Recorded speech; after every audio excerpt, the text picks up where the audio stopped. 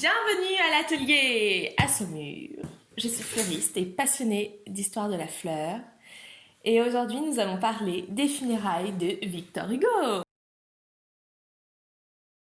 Victor Hugo est décédé en 1885 et alors que la Troisième République vient d'être mise en place, il est décidé que ses obsèques seront des obsèques nationales. Et donc, qui dit obsèques nationales dit déploiement de fleurs. Et c'est ce dont on va parler aujourd'hui. Victor Hugo, il est mort le 22 mai 1885 à domicile. Et il faut savoir que comme c'était une personne qui était très populaire en France, que ce soit aussi bien dans l'élite, la classe politique et les cercles littéraires très prestigieux, aussi bien que pour les classes populaires ou les classes plus pauvres. Il faut savoir que la mort de Victor Hugo a été rapportée dans les journaux quasiment heure par heure. C'était un événement qui a été très suivi par la population française. Et ça, c'est super intéressant parce que du coup, on a une description très exacte de la manière dont les choses se sont déroulées et également une description plutôt partielle, mais quand même une description des fleurs qu'il y avait pour ces funérailles. Tout d'abord, dans le cercle privé, comme j'ai dit, Victor Hugo est décédé à domicile. Et déjà, on voit sur des tableaux qui ont été faits par des amis qu'il y a des fleurs sur le lit, qu'il y a des fleurs sur les meubles. On voit également sur cette estampe qu'il y a des fleurs partout dans le salon. On lit également dans les journaux que toutes les fleurs du jardin ont été coupées par les femmes de maison. Donc ne serait-ce que dans le cercle privé déjà, il y avait beaucoup de fleurs. Mais nous, ce qui nous intéresse, ça va être surtout les funérailles nationales. Parce que le déploiement de fleurs qu'il y a eu ce jour-là, c'était du jamais vu. Le corps quitte le domicile le 31 mai pour être installé sous l'Arc de Triomphe. Il y a quelques couronnes comme on le voit déjà sur cette estampe, mais c'est pas autant que ce qu'il va y avoir le lendemain pour le véritable jour des obsèques, le 1er juin 1885. Donc le jour de la cérémonie, le 1er mai 1885, tout Paris est en deuil, on le voit, l'Arc de Triomphe, on a déployé des voiles noirs sur l'arc. Tous les réverbères de la place de l'Étoile et de l'avenue des Champs-Élysées ont été revêtus de crêpe noire. C'est vraiment toute la ville qui se met en deuil. La cérémonie commence le 1er juin 1885 et il y a 2 millions de personnes présentes place de l'Étoile et avenue des Champs-Élysées pour rendre hommage à Victor Hugo. C'est encore plus que pour la Coupe du Monde, je crois. Je crois que c'était 1 million à peu près qu'il y a eu. Et donc il y a évidemment tout un tas de discours qui sont faits par des grands, des politiques, des poètes, etc. Et ensuite il y a un cortège où le corps de Victor Hugo en fait va traverser Paris en passant par des lieux symboliques pour se rendre jusqu'au Panthéon. Et donc le cortège démarre à 12h40 avec en tête de ce cortège donc le corbillard transportant le corps de Victor Hugo, qui est un corbillard très humble, noir, tiré par 2 chevaux noirs et orné de 2 couronnes de fleurs blanches. Et donc on peut lire dans les journaux que c'était 2 couronnes de roses blanches en l'occurrence. Donc ce qui va avec cette volonté de Victor Hugo, en fait il avait laissé dans son testament qu'il voulait un corbillard des pauvres. Donc quelque chose de très simple, de très humble. Donc c'est juste ces 2 petites couronnes de roses blanches correspondaient très bien, je pense, avec sa dernière volonté. Donc le cortège part. Donc là il y a toute une procession en fait de militaires, d'acteurs, d'instituteurs, d'élèves, la famille de Victor Hugo qui suivent. Il y a également des chars qui transportent les couronnes de fleurs et c'est un cortège interminable qui va traverser tout Paris et qui s'arrête enfin au Panthéon à 18h20, donc quasiment 6 heures de cortège. Maintenant qu'on a vu globalement comment s'est déroulée la cérémonie, on va pouvoir se pencher sur les fleurs. Et on a un enregistrement d'une personne qui était présente aux funérailles de Victor Hugo à l'époque, qui avait 15 ans, et qui nous décrit le déroulement de la cérémonie, et qui a un petit mot notamment sur les fleurs.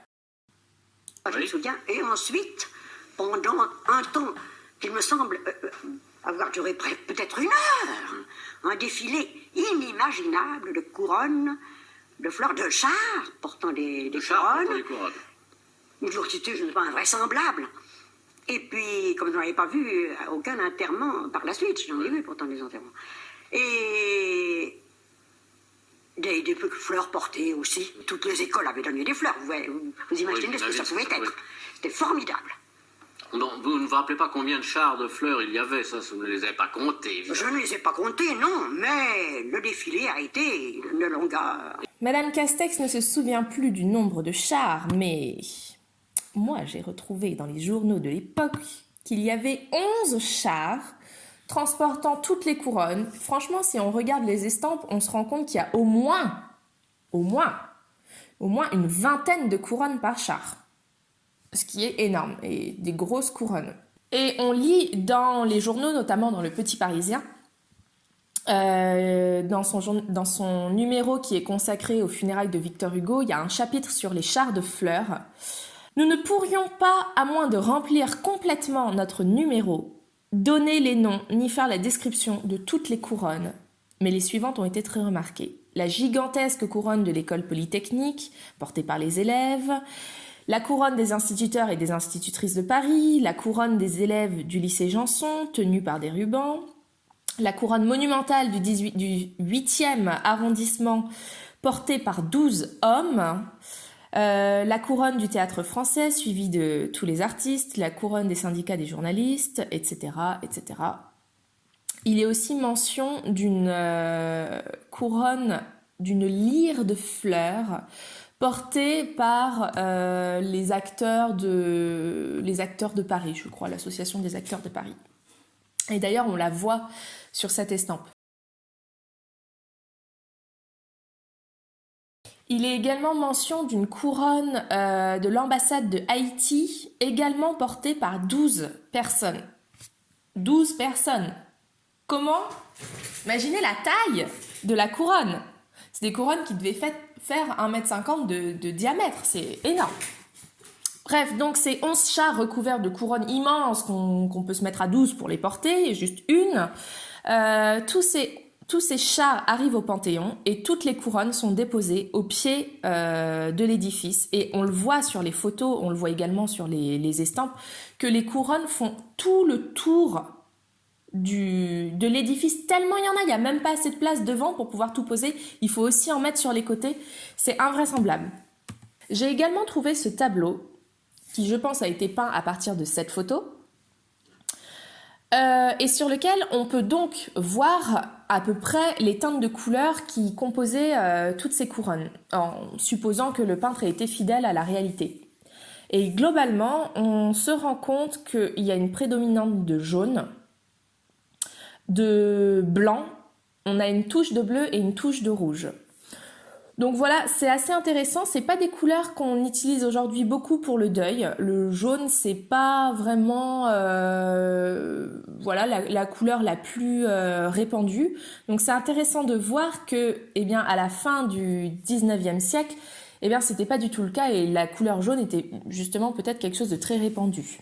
On remarque aussi que les couronnes, elles ont des formes assez variées.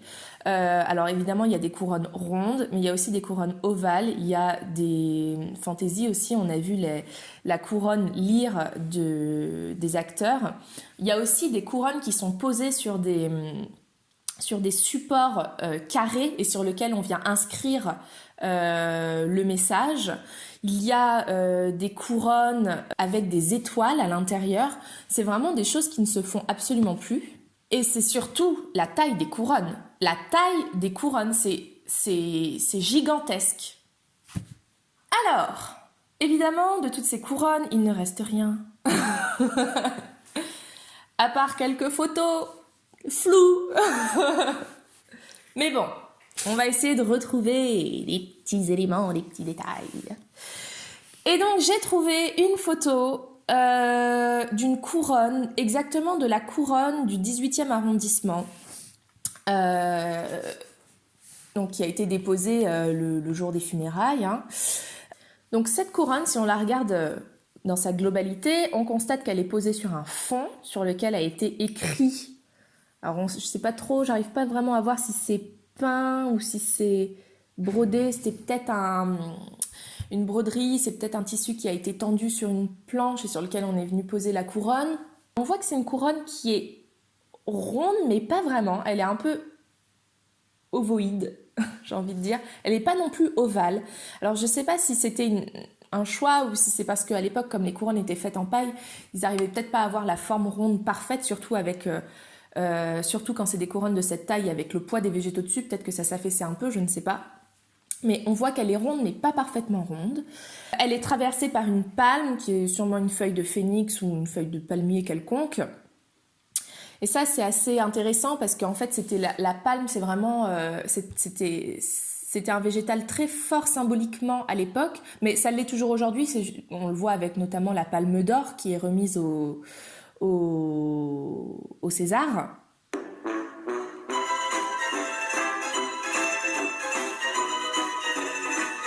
Mais ça l'est plus vraiment dans le monde végétal, dans le monde de la fleuristerie. La palme, elle a plus cette symbolique-là. Mais à l'époque, ça représentait notamment la victoire chez les militaires.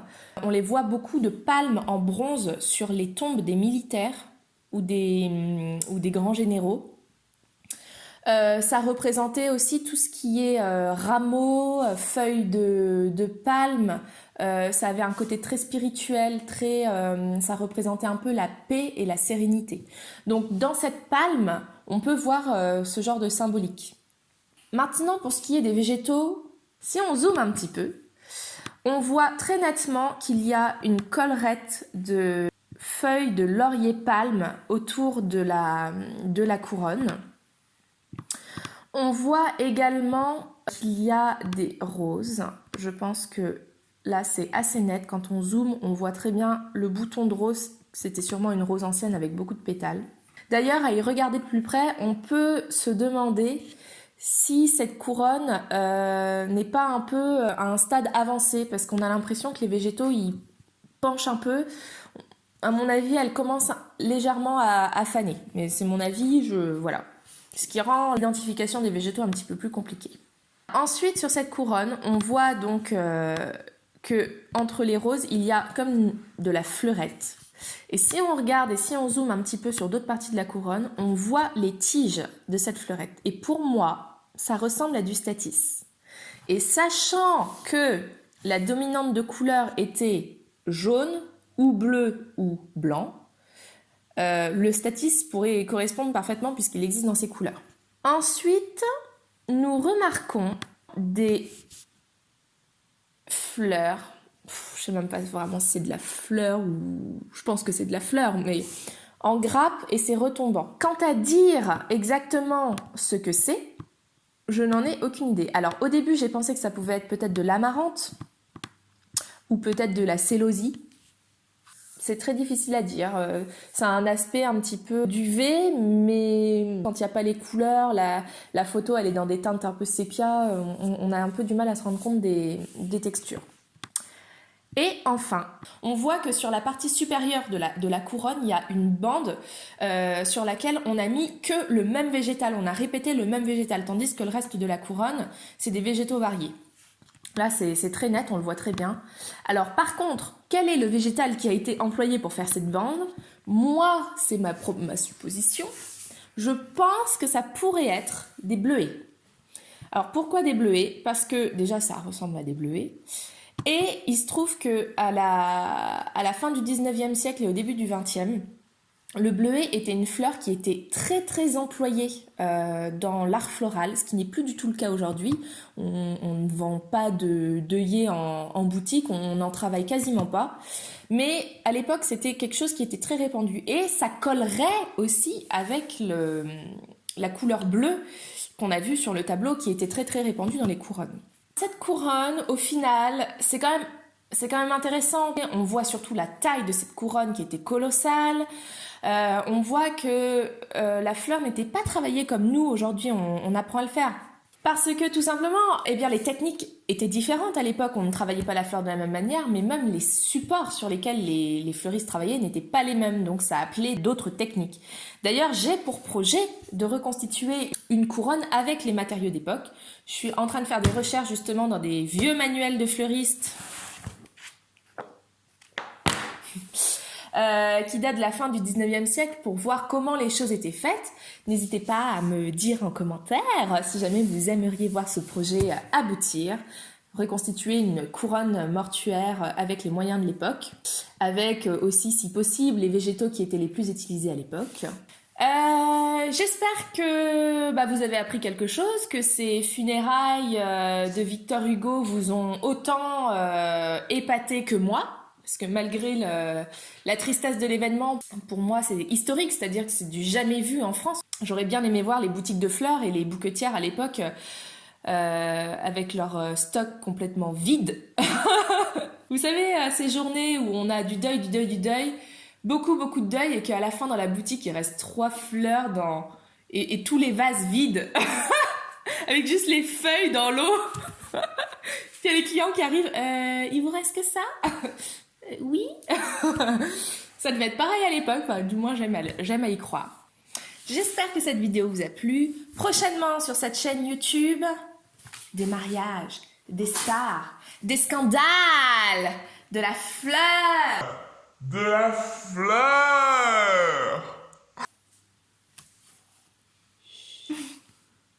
Si vous avez réussi à reconnaître des végétaux dans la couronne du 18e arrondissement, n'hésitez pas à me le dire en commentaire. À bientôt!